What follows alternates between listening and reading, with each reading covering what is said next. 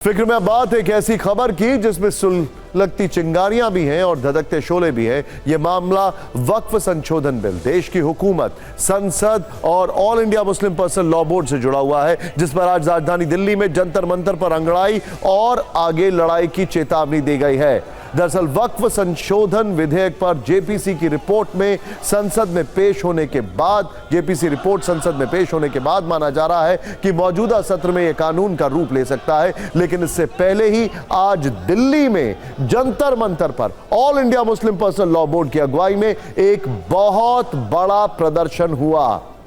इसमें बड़े बड़े मौलाना, कई राजनीतिक दलों के नेता और मुस्लिम संगठनों के प्रमुख शामिल हुए। कहने के लिए तो यह एकमात्र प्रदर्शन था, लेकिन वहां से निकले बयान काफी तीखे थे, जिसका तापमान बहुत ज्यादा था। यहां मौजूद लोगों ने सरकार को भारी भरकम चेतावनी दी। खुले मन से कहा गया कि हिंदुस्तान किसी के बाप की जागीर नहीं है। अभी तो यह अंगड़ाई है, आगे और लड़ाई है। हमारे घरों मस्जिदों पर बुलडोजर चल रहे हैं। देश में नफरत की चिंगारियां सुलगाई जा रही हैं। कृषि बिल की तरह वक्फ बिल पास नहीं होने देंगे।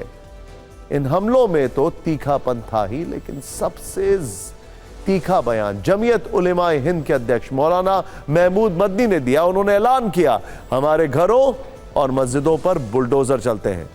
ऐसा करके संविधान पर बुलडोजर चला रहे हैं। हमें कुर्बानी देने के लिए तैयार रहना होगा। कुल मिलाकर आज जंतर मंतर पर विरोध वाले शोले काफी भड़क रहे थे। लेकिन सवाल यह है कि क्या इससे कुछ होगा?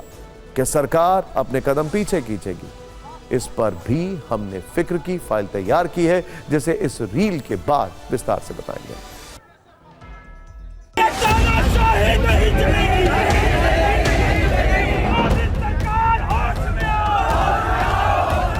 सफेद अंग्रेज चले गए, मगर काली औलादे पैदा करके गए।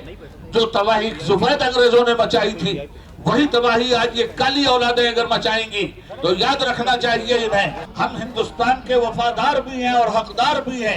हिंदुस्तान किसी के बाप की जागीर नहीं है। ताबेदारी के तौर पर हमने हिंदुस्तान को कबूल नहीं किया है, वफादारी की बुनियाद पर हमने हिंदुस्तान को कबूल किया। अभी तक तो ये बिल पास नहीं हुआ है। खुदा करे ये बिल इनकी पॉलिटिकल बिल में हमेशा के लिए घुस जाए। हवाई जहाज हड़प कर गए, एयरपोर्ट हड़प कर गए।